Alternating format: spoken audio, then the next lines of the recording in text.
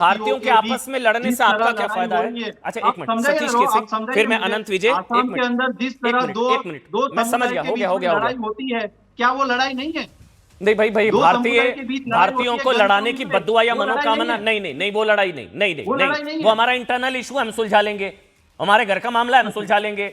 बाहर विदेशों में जाकर रोना कि भारतीय आपस में लड़ेंगे, ये बद्दुआ है ना। ये सोनम वांगचुक, जिनकी आपने सोनम वांगचुक की बात करी ना, सोनम वांगचुक की बात करी, वो भी बाहर नहीं गए जाकर ये कहने, भाई घर का मामला है, घर में सुलझाएंगे।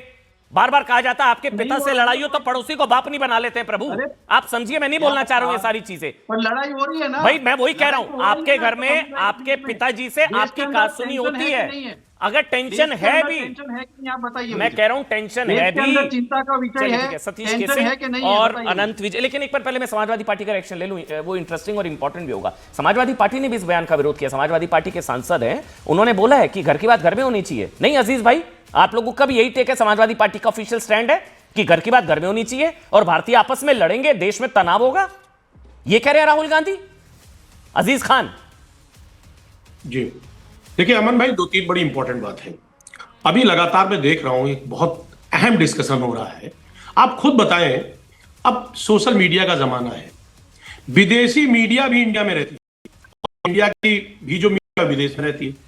क्या इंडिया में किसी तरीके का कोई स्टेटमेंट अगर दिया जाता है तो क्या विदेश में वो बातें नहीं जाती हैं? क्या देश में रह जाती हो बातें? भाई आप विदेश में बोले, देश में बोले, पूरे दुनिया में वायरल हो जाता है।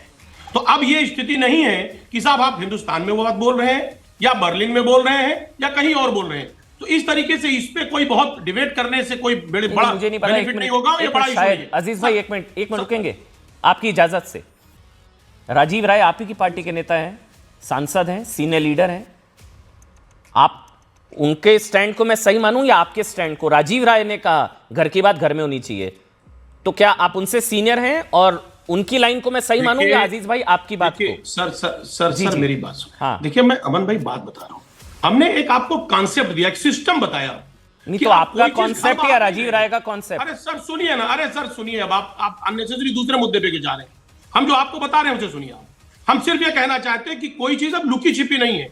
अगर आप कुछ भी स्टेटमेंट आप हिंदुस्तान में देते हैं तो दुनिया में जाता है, कहीं भी स्टेटमेंट बाहर देते तो यहां तक। अब दूसरी बात आप देखिए सबसे बड़ी बात यह है, राजीव राय ने गलत कहा, बस इतना बताइए फिर आगे बोलिए। अरे भाई आप देखिए, 1 मिनट में आपसे कुछ बात कर रहा हूं, आप मुझे बोलने दें।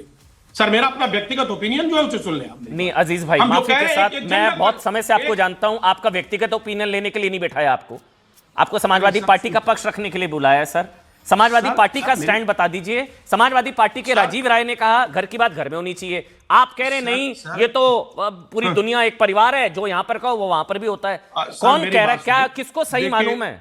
मेरी बात आपको या राजीव राय को? अरे सुनिए ना मेरी बात। हाँ, जी बात सुनिए। देखिए मैं एक बात बता रहा हूं, हम जिस कॉन्सेप्ट को लेकर आगे बढ़ रहे हैं उस कॉन्सेप्ट को आप समझने की कोशिश करिए। हम क्या कह रहे हैं उसको समझिए आप। अब दूसरी बात सुनिए। नहीं समझ आ रहा, प्रभु समझा दीजिए राजीव राय का कॉन्सेप्ट क्या है। मैं कुछ आपसे बात कह रहा हूं, पहले आप मुझे बोलने देंगे अमन भाई, तब आगे बात बढ़ पाएगी। अच्छा चलिए, आप एक चीज को लेकर पकड़ के बैठ जाएंगे, बात नहीं बन पाएगी। सुनिए मेरी बात, पकड़ना पड़ता है। अभी आपने कहा सब क्रिटिसाइज बाहर बैठ के करते हैं। मैं कह रहा हूं एक बात आप समझिए, विचारधारा। देखिए उन्होंने कहा विचारधारा, अभी राहुल जी के स्टेटमेंट में क्या आया? देखिए 2 विचारधाराओं की लड़ाई है यहां, लड़ाई है 2 विचारधारा की। अब निश्चित तौर पे एक जो सत्ता में बैठे हैं और जो विपक्ष में हैं, जाहिर सी बात है जो अलग अलग विचारधारा है और दोनों विचारधारा की अपनी अपनी सोच होगी। और अगर अलग अलग सोच है तो जाहिर सी बात है कि कॉन्ट्रडिक्शन होगा। अब सर सुन ले, मुझे बात करने दें, आप समझिए जी, कॉन्ट्रडिक्शन होगा। और अगर वो किसी भी प्लेटफॉर्म पे वो बात रख रहे हैं तो इसमें मुझे नहीं लग रहा है कि बीजेपी को इतनी आपत्ति होनी चाहिए। ठीक बात है। तो राजीव राय को जो आपत्ति क्यों हो रही है मुझे अभी भी नहीं समझ आया।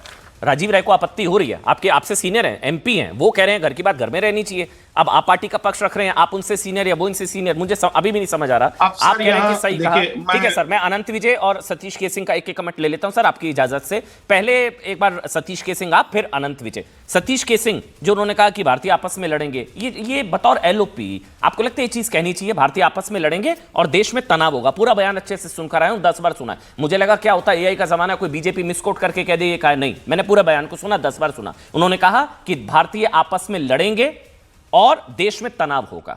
बांग्लादेश के टाइम पे कहना सही है क्या बतौर एलओपी? सर देखिए, मैं व्यक्तिगत रूप से मानता हूं कि इस तरह के बयानों से विदेशी धरती पे बचना चाहिए। Thank you. ये मेरी पहली राय है जी। दूसरी बात लेकिन ये है कि जिस प्रकार का जो कट्टरपंथी माहौल हो रहा है, चाहे आप, अब तो हिंदू मुसलमान हम लोग पहले बोलते भी नहीं थे, मुसलमानों के बीच या हिंदुओं के बीच, ये अच्छा तो नहीं है, एक बात। दूसरी बात ये भी है, इसके साथ थोड़ा क्वालिफाई कर दें, कोई विपक्षियों का विदेश जाने पर या विदेश में बोलने पर बैन तो नहीं है, कोई कानून है क्या? बिल्कुल नहीं, बिल्कुल कानून बनना चाहिए, बना नहीं है? नहीं, बिल्कुल नहीं बनना चाहिए। क्यों नहीं, बनना चाहिए? नहीं बनना क्यों नहीं चाहिए? अगर ये देशद्रोही बयान है और जो बयान देश में दिया जाता है वो बाहर दिया जा रहा है, मैं इसके पक्ष में नहीं हूं कि वहां दिया जाए, लेकिन अच्छा। आप एक चीज समझिए, आप मेरी बात सुनिए, अगर आपको पूछना है तो पूछ लीजिए।